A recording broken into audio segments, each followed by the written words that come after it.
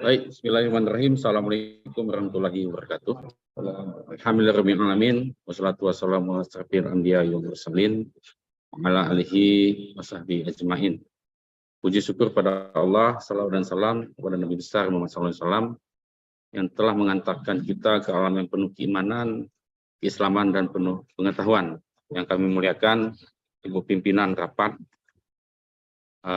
Ibu Kabid Amdal di Nagan Raya ini, kemudian juga Bapak-Bapak Direktur Rumah Sakit Cahaya Husada, Bapak Ibu dinas terkait seperti Dinas Kesehatan, Dinas Perhubungan, Dinas PUPR, kemudian penanaman modal, dan juga yang paling mulia ini adalah Bapak Pakar Lingkungan yang berasal dari Banda Aceh. Saya lihat ada banyak dari Unsia dan juga ada dari Kutu. Kemudian hadirin yang kami muliakan, terima kasih atas kesempatannya. Izinkanlah saya akan menyampaikan sedikit tentang kegiatan yang akan dilakukan di Nagan Raya ini adalah membangun suatu rumah sakit swasta Cahaya Husada yang tadi dijelaskan oleh Pak Dr. Edi bahwa begitu banyak pelayanan kesehatan yang ada di Nagan Raya ini masih belum terlayani dengan baik, dengan efisien. Ya, tadi data mengatakan bahwasanya ada 20% daripada penduduk yang tidak terlayani di Nagan Raya ini dalam bidang kesehatan. Oleh karena itu maka rencana pembangunan rumah sakit swasta Cahaya Husada ini merupakan salah satu solusi dalam mengantarkan kita untuk pelayanan yang prima di dalam pelayanan kesehatan di Kabupaten Nagan Raya dan sekitarnya. Bapak Ibu sekalian, rencana kegiatan ini bernama adalah pembangunan operasional rumah sakit swasta Cahaya Husada yang akan dibangun di Jalan Melampuh Tapak Tuan, tepatnya di Kampung Blangmuko, Kecamatan Kuala, Kabupaten Nagan Raya. Sebagai penanggung jawabnya adalah Bapak Dr. Edi Hidayat, spesialis penyakit dalam. Kemudian seperti disampaikan bahwasanya PT Cahaya Husada Nagan Raya ini, rumah sakit ini akan dikoordinasikan, akan dibangun oleh PT Cahaya Husada Nagan Raya yang secara notaris itu didirikan pada Maret 2021 lalu dan tercatat di dalam Menteri Hukum HAM RI pada tanggal 6 April 2021. Rumah sakit ini akan dibangun pada lahan seluas 9.600 meter persegi sangkar dengan luas bangunannya adalah 1.200. Kemudian layanannya yang akan rumah sakit ini juga akan dibangun dengan tipe D. Kemudian dengan layanan yang akan dilakukan adalah layanan rawat jalan, rawat inap, pelayanan umum, pelayanan penyakit dalam dan lain sebagainya, serta layanan farmasi, obat-obatan dan pelayanan medis lainnya. Rumah sakit ini akan dibangun 2 lantai, di mana lantai dasarnya itu ditempati atau direncanakan untuk fasilitas pendukung seperti parkir dan juga ipal dan lain sebagainya. Sementara di lantai satunya akan ditempatkan berbagai ruangan rawat inap dan juga pemeriksaan. Demikian juga di lantai 2-nya. Bapak Ibu sekalian, pada saat kita sebelum melakukan penyusunan dokumen ini, pemerintah telah mengusulkan kepada Dinas Lingkungan Hidup Nagan Raya untuk melakukan pelingkupan, dan pada tanggal 25 Mei 2022 kemarin itu keluar surat hasil pelingkupan yang merupakan penetapannya adalah skala standar upah LPR. Tentu saja ini didasarkan kepada peraturan pemerintah nomor 22 tahun 2001, di mana semua kegiatan yang akan dilakukan itu harus diperlukan persetujuan lingkungan, dan kemudian atas dasar daripada Permen LHK-RI nomor 4 tahun 2021, maka dokumen yang akan disusun itu adalah lebih kepada UPL-UPL. Dan ini juga seperti yang saya sampaikan, bahwa mendapatkan hasil pelingkupan yang dilakukan oleh Dinas Lingkungan Hidup Nagan Raya tanggal 25 Mei 2022, sehingga Pemerkasa menyusun dokumen peraturan format peraturan PP nomor 22 tahun 2021 yang khususnya pada lampiran 3. Bapak Ibu sekalian, dalam pelingkupan ini ada beberapa tahapan kegiatan yang kami lakukan, yaitu yang pertama ada tahapan prakonstruksi, ini terdiri daripada kegiatan survei dan perizinan. Kemudian pada tahapan konstruksi ini meliputi kegiatan-kegiatan penerimaan tenaga kerja konstruksi, mobilisasi alat dan material, pembangunan dan pengoperasian base camp, kemudian pekerjaan konstruksi, kemudian pembersihan material sisa konstruksi dan demobilisasi alat, dan yang terakhir ada kegiatannya merupakan pelepasan tenaga kerja konstruksi. Pada saat tahap operasi itu kegiatannya adalah penerimaan tenaga kerja operasional, kemudian komisioning operasional dan pemeliharaan, kemudian pengoperasian parkir dan juga pemeliharaan RPH.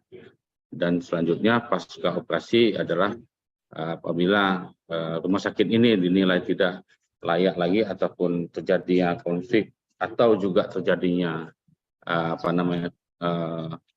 kebangkrutan yang mungkin akan ditutup, dan tentu saja ini akan didasarkan pada pertimbangan-pertimbangan yang akan dilakukan oleh Pemerkasa. Kegiatannya nanti akan terjadi pelepasan tenaga kerja. Bapak Ibu sekalian, dalam menyusun dokumen ini tentu saja hal yang umum adalah dokumen ini diharapkan bisa menjadikan dokumen dasar dalam melakukan pengelolaan lingkungan hidup dan pemantauan, khususnya di lokasi rumah sakit yang akan dibangun. Yang kedua adalah sebagai instrumen untuk mengevaluasi sampai sejauh mana efektivitas pengelolaan lingkungan hidup di rumah sakit ini, dan juga yang paling penting adalah sebagai arahan dan acuan dalam pelaporan pada saat kita melakukan operasional daripada rumah sakit ini. Lokasi daripada rumah sakit ini bisa kita lihat di sini di Aceh, kemudian di sini ada Nagan Raya ya, dan di sini ada jalan Melabuh Tapak Tuan ya, berada di sisi jalan daripada Melabuh Tapak Tuan, khususnya di Kampung Blangmuko, Kecamatan Kuala. Ini adalah lokasi yang pada saat sebelum dibangun. Nah, kemudian lokasi ini berbatasan dengan tanah masyarakat, kemudian juga jalan raya. Kemudian kepemilikannya ini telah dimiliki oleh Pemerkasa berdasarkan surat tanah nomor 005 yang dikeluarkan pada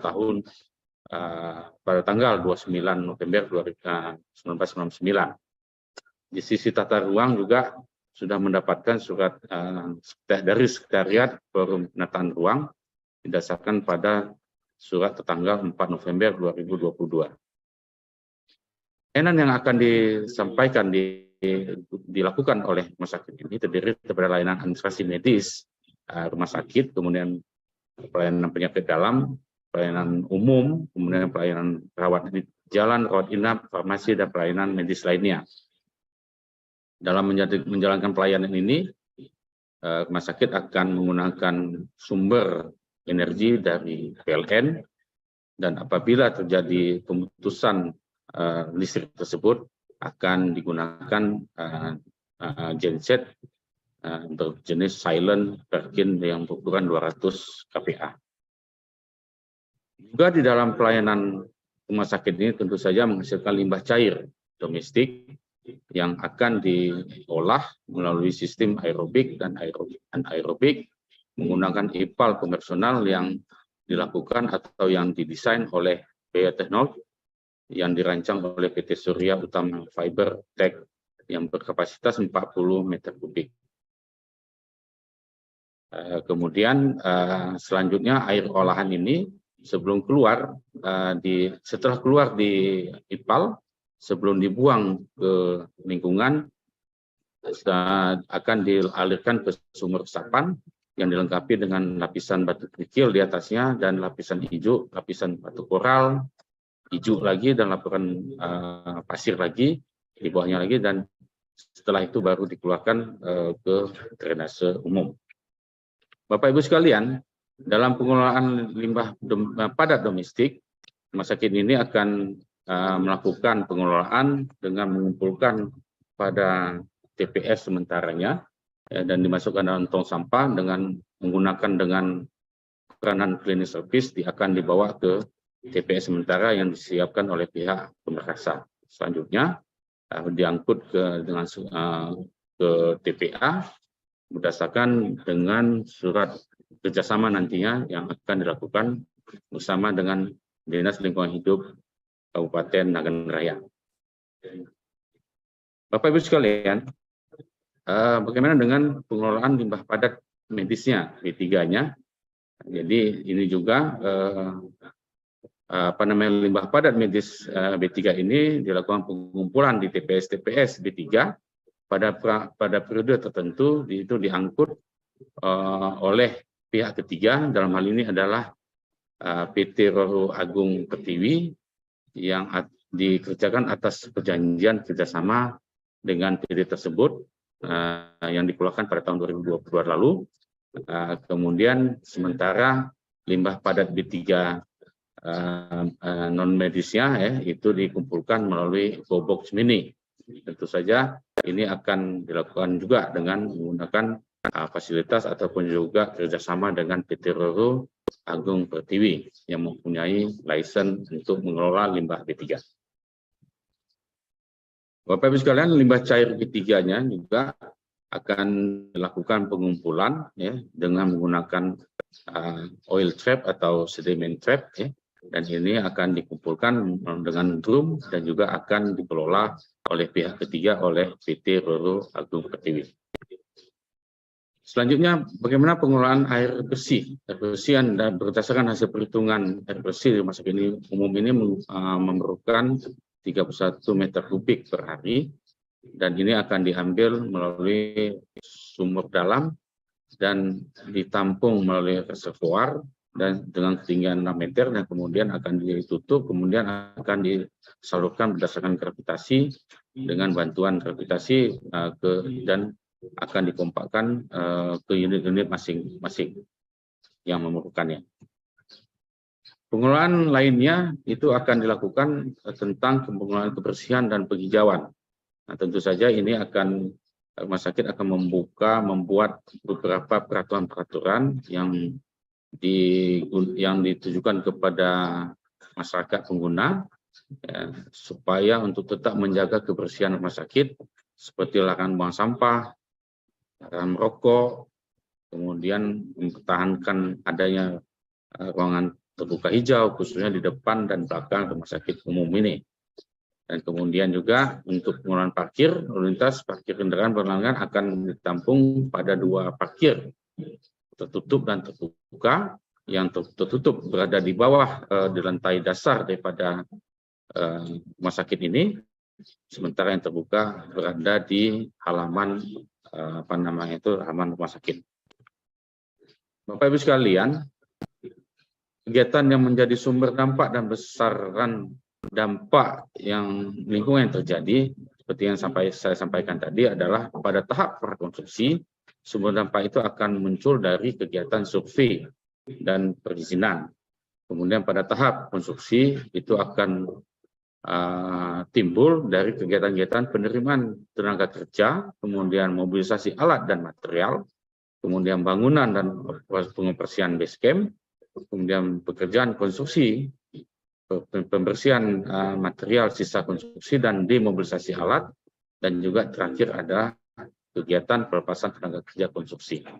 Selanjutnya pada tahap operasi itu akan berada atau muncul pada kegiatan-kegiatan penerimaan tenaga kerja operasional, kemudian commissioning operasional, pemeliharaan dan pengoperasian parkir dan penerimaan RPH. Pada saat pasca operasi itu akan terjadi pada kegiatan pelepasan tenaga kerja.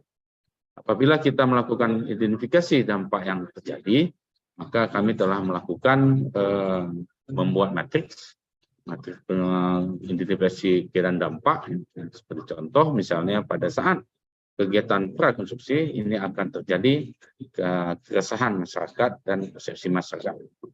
Pada saat kegiatan konstruksi itu yang pertama ada penerimaan tenaga kerja, maka akan terjadi keresahan masyarakat dan kesempatan kerja dan sebagainya. Dan ini telah kami sampaikan di dalam matriks dan juga telah ada di dalam dokumen. Nah, selanjutnya kami coba untuk melakukan pengkajian. Selanjutnya kami turunkan hasil pengkajian itu di dalam pengelolaan dampak yang berupa arahan pengelolaan lingkungan hidup dan arahan pemantauan lingkungan hidup yang kita kenal dengan RKLPL. Dan itu ada di buku yang kami sampaikan. Saya rasa demikian Bapak Ibu sekalian, secara lengkap bisa dilihat dalam matrik upaya pengelolaan lingkungan hidup dan pemantauan lingkungan hidup. Saya rasa demikian saja presentasi singkat saya. Terima kasih atas perhatiannya. Saya kira Assalamualaikum warahmatullahi wabarakatuh.